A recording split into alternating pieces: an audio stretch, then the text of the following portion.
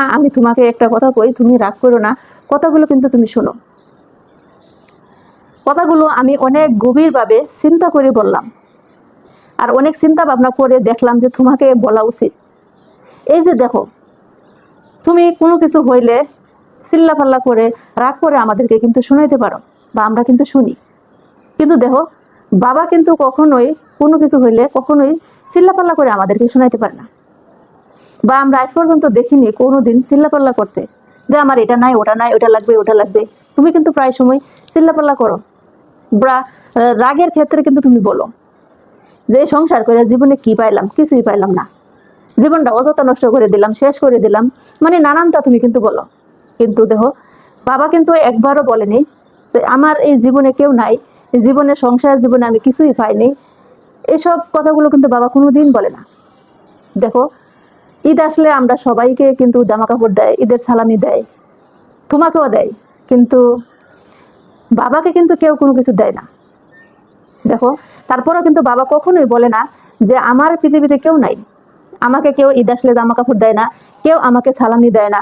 তারপরেও কিন্তু বাবা কখনোই বলে না। আমরা কিন্তু একবার ঈদের মধ্যে জামা কাপড় না দিলে কিন্তু বলে ফেলি, আব্বা জামা কাপড় দিবা না, মা আমাদের জামা কাপড় লাগবে না, বা আমাদের সালামি দিতে হবে না, সালামি দাও। কিন্তু ঘরে আছে কি নাই, বাবার পকেটে আছে কি নাই, সেটা কিন্তু আমরা কখনোই দেখি না। তারপরে কিন্তু আমরা বলি যে দেও। তুমিও কিন্তু বলো, বছরে প্রথমে একটা ঈদ, কিন্তু জামা কাপড় নাই, বা শাড়ি লাগবে, বা এটা লাগবে, ওটা লাগবে, সবাই কিন্তু আমরা বাবার কাছে বলি।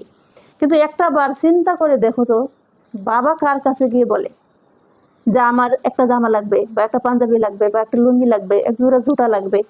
বাবার যদি কিছু নাও থাকে, তারপরেও কিন্তু বাবা কারোর কাছে বলে না যে আমার পৃথিবীতে কেউ নেই, আমার দেওয়ার মতো কোনো লোক নেই, বা আমাকে এটা দিল না কেন, ঈদের মধ্যে আমাকে কেউ একটা পাঞ্জাবি কিনে দেয়নি কেন।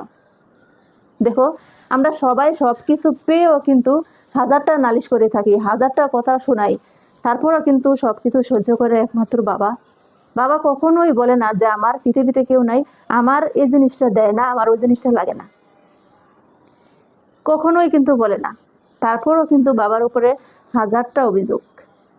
চিন্তা করে একবার দেখো তো, আমি মনে করি পৃথিবীতে সবচেয়ে কষ্টদায়ক হচ্ছে বাবা। কারণ বাবার ভিতরে আগুনগুলো বাবার ভিতরেই জ্বলে জ্বলে একদিন বাবাকে নিঃস্ব করে পুড়ে ছাই করে দেয়। তারপরে বাবা প্রকাশ করে কারো কাছে বলে না, চিৎকার করে বলে না। কিন্তু সেই সন্তান যখন বড় হয়ে বাবাকে 10 টাকা দিয়েও একজোড়া স্যান্ডেল কিনে দেয়, তাতে অনেক খুশি হয়, কিন্তু না দিলে কোনো অভিযোগ নাই। যাদের ঘরে বাবা আছে, দয়া করে গুরুত্ব দিবেন, বাবার প্রতি সম্মান দেখাবেন, বাবাকে শ্রদ্ধা সম্মান দিয়ে আগলে রাখবেন।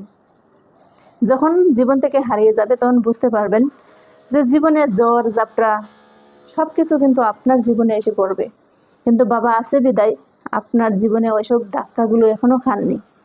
আর যখন খাবেন, তখন বুঝতে পারবেন যে বাবার জীবনে থাকা কতটা জরুরি, আর বাবা কি জিনিস।